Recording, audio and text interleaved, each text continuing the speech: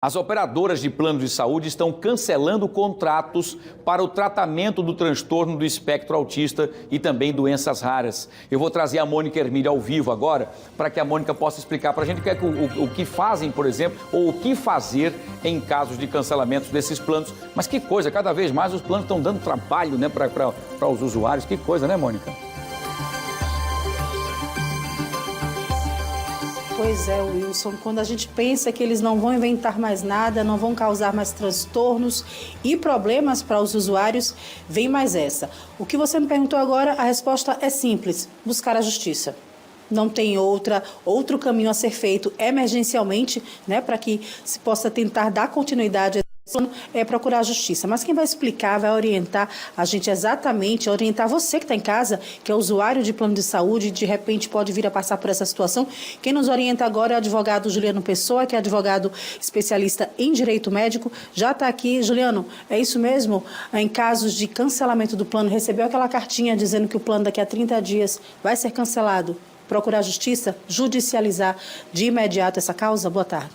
Boa tarde, Mônica. Boa tarde, Wilson, a quem nos assiste. Infelizmente, Mônica, sim, né? Não há o que fazer numa situação tão brusca como essa, onde você é surpreendido com a carta dizendo que daqui a 30 dias o seu plano está cancelado. É importante que a gente ressalte que mesmo os planos coletivos, que são esses planos que a gente está tratando aqui, existe um requisito para cancelamento que a operadora tem o dever de comunicar 60 dias antes, no mínimo. Nem isso está sendo cumprido. Então, ou seja, infelizmente, cada vez mais, como o Wilson ressaltou na abertura, a gente vem ouvindo uma verdadeira avalanche, eu diria, no país todo, de cancelamentos unilaterais reiterados e, infelizmente, impactando pessoas lá na ponta que necessitam muito e não podem, sob qualquer hipótese ou justificativa, ficar sem o seu tratamento.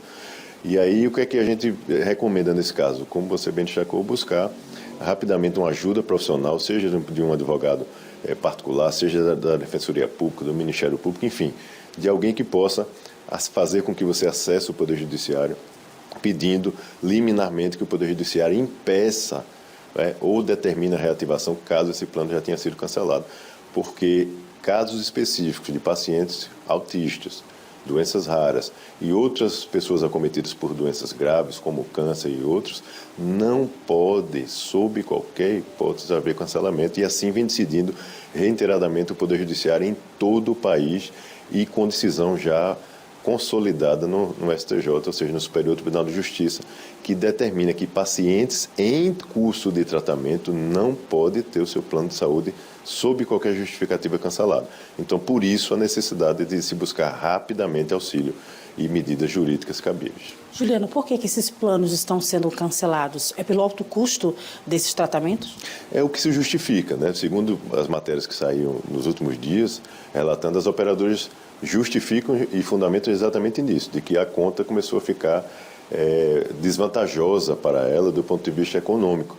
E é outra coisa que chama atenção ano a ano, né, para todos os consumidores, porque nós temos um relatório recente da ANS, que está lá no site da Agência Nacional de Saúde Suplementar, reportando o lucro dessas operadoras no ano de 2023, que foi de 3 bilhões. Então, ou seja, é difícil a gente aceitar esse tipo de justificativa, né? Porque o plano coletivo, principalmente, e daqui a pouquíssimo tempo a gente vai estar falando do reajuste desse ano, 2024, é o que mais cresce o percentual de reajuste ano a ano, acima de 2 dígitos.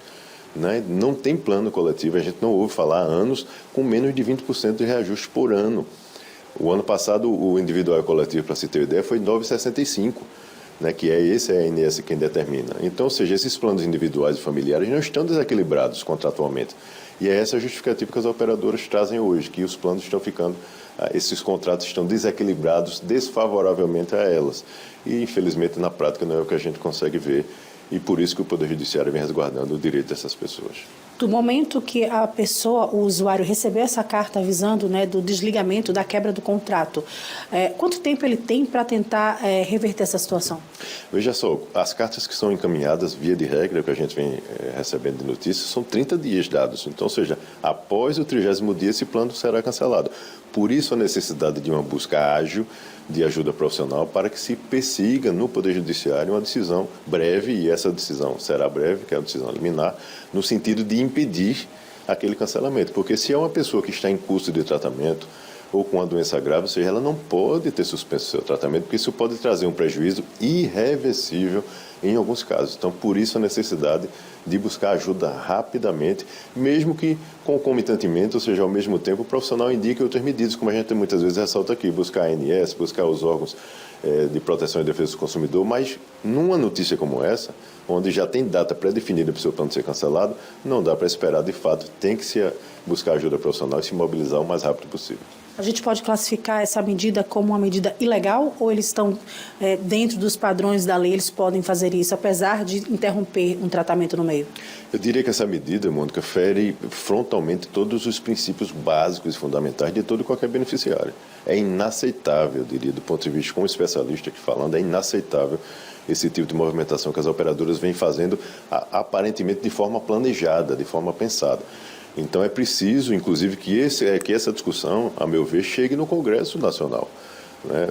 Tem que haver alguma alteração, se for o caso, até legislativa, para poder se trazer uma rigidez maior nesse tipo de movimento, né? Não é à toa, vale lembrar aqui para as pessoas, que já há um projeto de lei no Congresso Nacional, inclusive, querendo colocar, por exemplo, o reajuste dos planos coletivos também sob o crivo, ou seja, sob a determinação da Agência Nacional de Saúde Suplementar. Por quê? Porque a gente vem vendo exacerbações, ou seja, exageros gigantescos ano a ano, grupos com 35%, por exemplo, de reajuste anual. Então, assim, não é concebível, né, que haja tanto desequilíbrio e tanto uso naquele grupo que justifique uma sinistralidade tão elevada. E outra coisa, o consumidor na ponta, infelizmente, essa é a realidade, ele não recebe informação clara, sequer para questionar. Então, ou seja, de fato, não dá para a gente achar que isso é normal e é importante que as pessoas busquem ajuda. O Poder Judiciário está aí para assessorar essas pessoas e resguardar o direito de cada uma delas, analisando naturalmente o caso concreto, individualizado, como tem que ser. Ok, obrigado pelas informações. Eu conversei com Juliano Pessoa, advogado especialista em direito médico, portanto está aí, claramente, Wilson, é buscar a justiça para tentar reverter, ganhar tempo, reverter essa causa judicialmente falando. Voltamos com você.